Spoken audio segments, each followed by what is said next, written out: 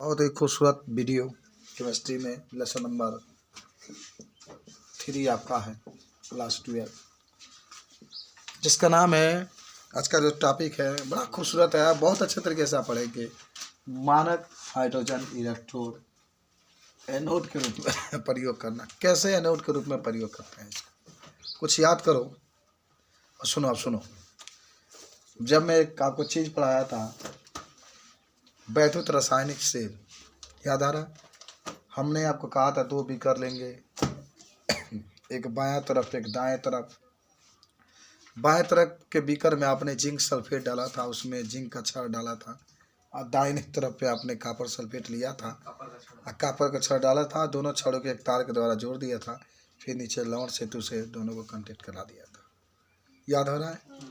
Zinc पर ऑक्सीकरण हो रहा था। लोन से मैंने आपको बताया था कि आप बता सकते हैं, एल से लेफ्ट, ओ से ऑक्सीडेशन, जिसको हिंदी में ऑक्सीकरण कहते हैं, ए से एनोड और एन से निगेटिव। लेकिन आज हम जो जिंक का प्रयोग कर रहे थे एनोड के रूप में, उस एनोड के जगह पर आप मानक हाइड्रोजन इलेक्ट्रोड का प्रयोग करेंगे। देखो, हम इसको क्यों बनाए हम बताते हैं। किसी भी जो विलयन होता है उसको विभव नापने के लिए हम इसका प्रयोग करते हैं। तो एक बार मानक हाइड्रोजन इलेक्ट्रोड का प्रयोग हम लोग एनोड के रूप में करेंगे, एक बार कैथोड के रूप में करेंगे। एनोड के रूप का मतलब ये हुआ कि जो आप वैद्युत रासायनिक सेल में जितने पात्र, जितने क्षण एनोड के रूप में आप यूज किए थे, उसको हटा करके उसके जगह पर मानक हाइड्रोजन इलेक्ट्रोड फिट कर देंगे, लगा देंगे। जिससे आपको हम बताएं कि आपको याद होगा कि एनोड कौन था, लेफ्ट वाला था ना, तो हमने उस एनोड को काट के हटा दिया है और हम कहाँ बनाए, फिगर इधर बना देखा। हम उसके जगह पर क्या लगा रहे हैं, तो हम उसके जगह पर लगा रहे हैं मानक हाइड्रोजन इलेक्ट्रोड। सब लोग जानते होंगे कि HCl इसमें भरा होता है, जिसमें हम लोग एक प्लेटिनम का क्या लगाते हैं, छड़ होता है। इसके ऊपर उल्टा कांच की एक नली होती है इस तरीके से, और फिर यहाँ पे छोटा सा छिद्र होता है जिसमें आप हाइड्रोजन गैस क्या करते हैं, प्रवाहित करते हैं। फिर आप इसको एक तार के द्वारा जोड़ेंगे और गैल्वेनोमीटर लगा देते, याद करिए जी, जो धारक नापता है। फिर लिया करके एक अन्य बीकर यहाँ पर लगाएंगे और इस बीकर में आपको याद होगा, सब लोग जानते होंगे, इस बीकर में हम लोग कॉपर के छड़ को क्या करते हैं, लगा देते हैं। कौन से छड़ को? कॉपर के छड़ को लगा देते हैं। और इसमें कौन सा विलयन बढ़ता है, कॉपर सल्फेट, और ये है कॉपर का छड़। सब लोग देखो, सब लोग देखो, बताओ ये क्या होगा, इस पर क्या होगा, माइनस का चार्ज होगा। ये क्या होगा, एनोड होगा। ये क्या होगा, कैथोड होगा। सब लोग को याद होगा। ये कैसा, इस पर क्या होगा, अपचयन होगा, प्लस होता है। इस पर क्या होगा, ऑक्सीकरण होगा ना, या माइनस वही वैद्युत रासायनिक सेल में लोनवा से याद होगा। लोन से लेफ्ट ऑक्सीकरण, एनोड निगेटिव, तो एनोड निगेटिव। इस परिपथ को पूरा करने के लिए ना हम लोग लवण सेतु का प्रयोग, जब तक ये लगाएंगे नहीं ना तब तक धारा बहेगा ही नहीं। अभी कंप्लीट हो गया आपका पूरा, माने फिगर कंप्लीट होगा। देखो देखो, पूरा फिगर कंप्लीट हुआ। क्या आपको समझ में आ जाए बताइए। बस एनोड वाला जो हिस्सा था ना, जो जिंक लिए थे, जिंक सल्फेट के विलयन में उसको डाले थे, पूरा काट के हटा करके इसको हिट कर दिया गया। तो अब सुनो ध्यान से क्या होगा। अब यहाँ से समझ रहे हो ना, यहाँ से आपको याद होगा सेल विभव के बारे में मैंने लिखाया था। किसे कहते हैं, सेल विभव कहते हैं अपचयन विभव और ऑक्सीकरण विभव के अंतर को।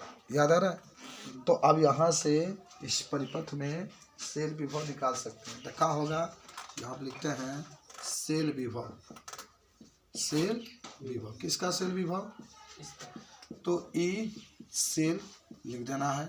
और यहाँ पर क्या लिखते हैं, ई बाया, पहले बाया होता है ना, पहले ई दाया होता है, ई दाया। अगर दिक्कत होता है तो ई अपचयन लिख लो और माइनस ई ऑक्सीकरण लिख लो।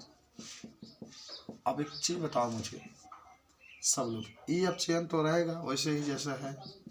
अपचयन की जगह पर किसका यूज करें, कॉपर का लो, तो अपचयन का मतलब Cu2 के ऊपर प्लस कॉपर पहले ही, नहीं तो सीधे एक काम करो, हाँ Cu के ऊपर 2 प्लस और फिर ये कॉपर लिख रहे हैं। अच्छा ऐसा क्यों लिख रहे हैं मालूम है आपको? अपचयन किसे कहते हैं? जिसमें ऑक्सीजन की कमी होती है, ऑक्सीकरण संख्या में कमी होती है। कमी तो हो रही है, 2 है, 2 से 0 हो जा रहा है।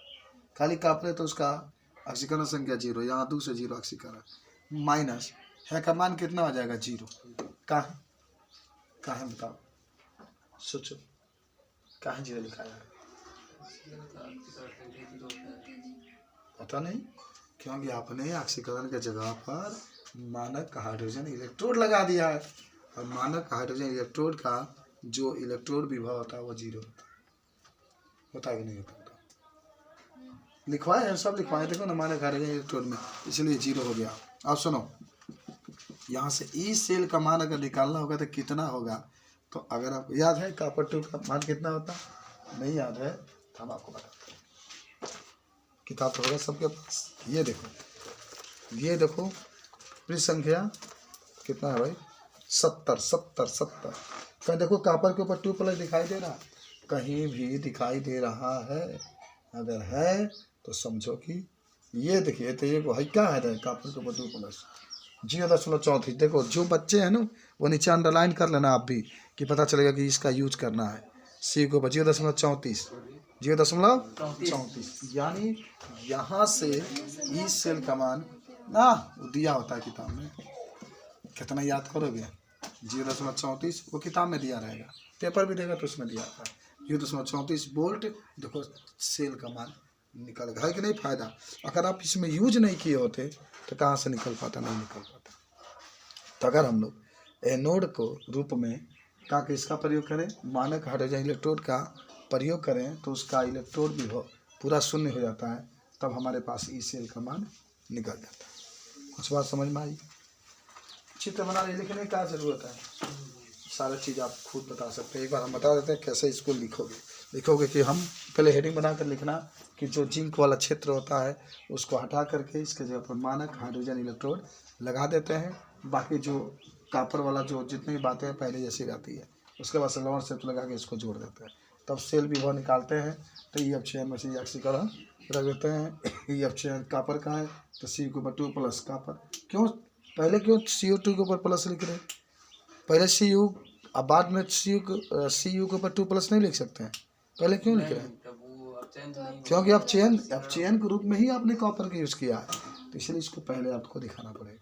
ठीक है, तब ये ऑक्सीकरण की जगह पर आपने मानक हाइड्रोजन इलेक्ट्रोड का प्रयोग किया, इसलिए इसका मान कैसा हो गया? 0 हो। समझे? हो जाएगा शिल्पी? तो नोट कर लो, बना लो फिगर। इतना सुंदर बनाओ कि आज हम देखें तो चश्मा नीचे गिर जाए। इतना